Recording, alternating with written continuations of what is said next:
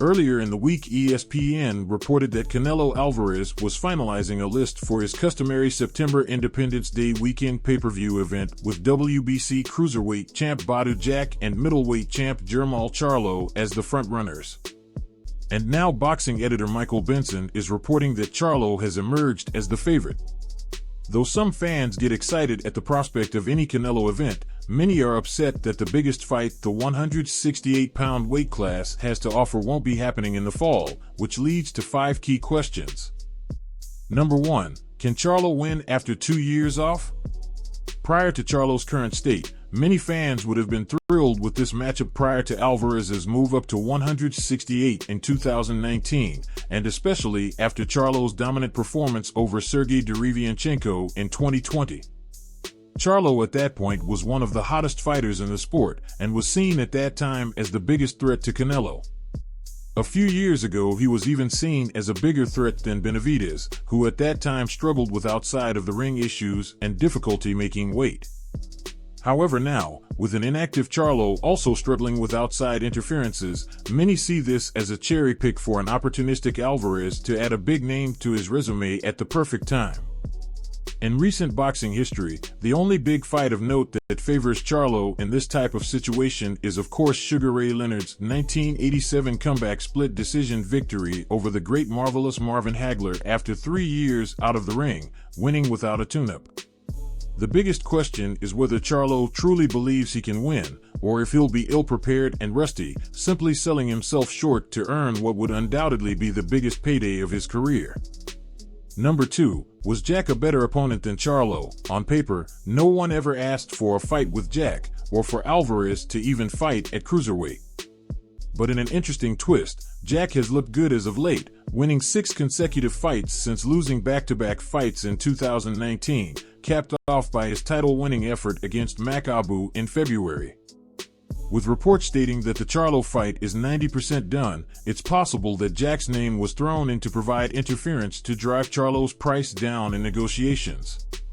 For Jack's part, he's provided clarity in recent days, exposing Alvarez's demands, including unreasonable weight rehydration clauses.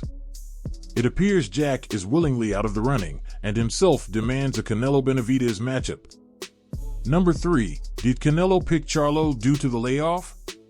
With few interviews, not much exposure in recent months, and rumors of problems in his personal life, even the most ardent Canelo fans would have to admit that on paper this looks like careful matchmaking on the part of Eddie Reynoso and Alvarez. Which leads to the elephant in the room.